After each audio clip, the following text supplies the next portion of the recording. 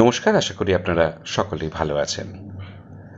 ভারতীয় জনজীবনের ওপরে রেল ব্যবস্থা কিন্তু অনেকটাই গুরুত্বপূর্ণ ভূমিকা পালন করছে।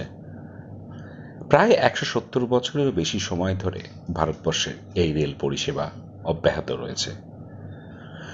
১৮৫৩ সালে ১৬ই এপ্রিল তৎকালীন বম্বে বরিবন্দর থেকে থানে পর্যন্ত প্রায় ৩৪ কিলোমিটার যাত্রাপথে শুরু হয়েছিল ভারতীয় রেল। আজ দেখতে দেখতে রেল বহু দূর বিস্তৃত হয়েছে এবং বলা যেতে পারে পৃথিবীর অন্যতম দীর্ঘ রেলপথ হচ্ছে এই ভারতের। কিন্তু আমি আপনাদেরকে আজকে এই ভিডিওর মাধ্যমে এই রেলের একটি অদ্ভুত কাহিনী তুলে ধরব। তা হলো এই ভারতে প্রথম একজন বাঙালি যিনি উদ্যোগ নিয়ে চালু করেছিলেন প্রাইভেট রেল ব্যবস্থা, তাও আবার প্রায় আজ থেকে নানা করে হলেও ১৩০ বছর আগে।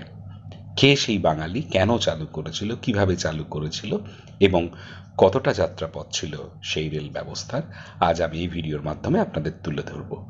কিন্তু তার আগে আমি আপনাদের আরও একবার অনুরোধ করব, যারা এখনো পর্যন্ত এই চ্যানেলটিকে সাবস্ক্রাইব করেননি তারা অবিলম্বে সাবস্ক্রাইব করে বেল আইকন টিপে দিন, যাতে এইরকম নানান অজানা তথ্য, নানান অজানা গল্প ভিডিও আপলোড হলেই তার নোটিফিকেশন আপনারা পেয়ে যান। তো চলুন সময় নষ্ট না করে আমরা আজকে দেখে নিই যে কোন বাঙালি উদ্যোগে প্রথম ভারতে প্রাইভেট রেল ব্যবস্থা শুরু হয়েছিল। ভারতীয় জনজীবনের একটা গুরুত্বপূর্ণ অংশ হল ভারতীয় রেল ব্যবস্থা। এই রেলের প্রায় ১৭০ বছরেরও বেশি সময়ের ইতিহাসের পাতা ঘাঁটলে পাওয়া যাবে নানান রকম উত্থান পতনের কাহিনী।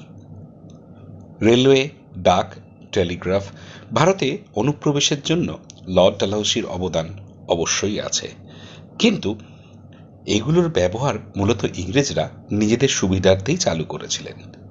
সেই সময় ইংরেজদের পাশবিক ও মানবিক অত্যাচারের ফলে সমাজে বিক্ষোভ দানা বাঁধে, ফলে স্বদেশিয়ানার সঞ্চার ঘটে।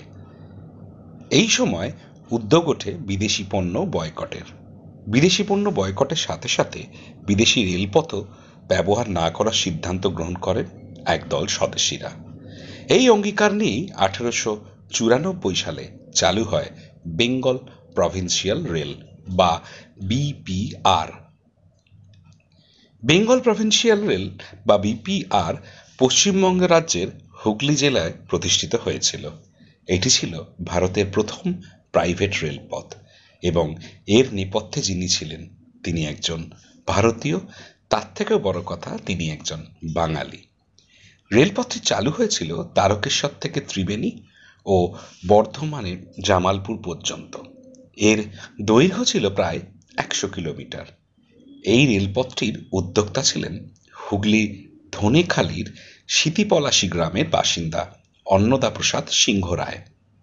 তিনি ছিলেন একজন সফল ব্যবসায়ী এবং সমাজসেবী। তিনি এবং আরও কয়েকজনের মিলিত প্রচেষ্টায় শুরু হওয়া রেলপথ তৎকালীন বাংলার যোগাযোগ ব্যবস্থায় প্রভূত উন্নতি ঘটায়। এর ফলে বাংলায় অনেক ব্যবসায়িক সম্প্রসারণও ঘটে। ১৮৯০ সালে Bengal provincial railway company limited এই নামে রেজিস্ট্রি হওয়ার পরে কোম্পানির চিফ ইঞ্জিনিয়ার অন্নদাপ্রসাদ রায়ের তত্ত্বাবধানে তারকেশ্বর থেকে মগরা রেলপথের জন্য জমি সংগ্রহ ও রেল লাইন বসানোর কাজ শুরু হয়। ১৮৯৫ সালে তারকেশ্বর থেকে মগরা পর্যন্ত প্রায় ৫২ কিলোমিটার দীর্ঘ পথে এই রেল প্রথম যাত্রা শুরু করেন। জানা যায় প্রায় আনুমানিক ১১ লক্ষ টাকা ব্যয় হয়েছিল এই রেল প্রকল্পে। এরপর ১৯০৪ সালে ত্রিবেণী পর্যন্ত প্রায় ৫৫ কিলোমিটার সম্প্রসারিত করা হয় এই রেলপথটি। এই রেলপথে কানন্দী, ঘিয়া, কানা দামোদর ও কুন্তী নদীর ওপর ৪টে সেতু তৈরি করতে হয়েছিল। প্রথম পর্যায়ে তারকেশ্বর থেকে ত্রিবেণী পর্যন্ত ৩৩টি স্টেশন হয়। সেই স্টেশনগুলি ছিল চৌতারা, দশঘরা, তারকেশ্বর, ভাস্তারা, ধনিয়াখালী, সুলতানগাছা, মগরা, দ্বারবাসিনী এবং ত্রিবেদী সহ আরও বেশ কিছু স্টেশন। সেই সময়ে জংশন স্টেশন ছিল দশঘরা।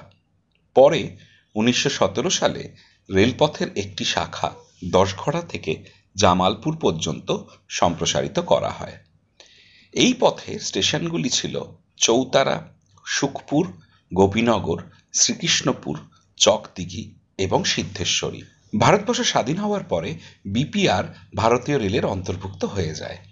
তবে বর্তমানে এই রেলপথ কিন্তু বিলুপ্ত। দ্বিতীয় বিশ্বযুদ্ধের পর 1956 সালে এই রেলপথ পরিত্যক্ত হয়।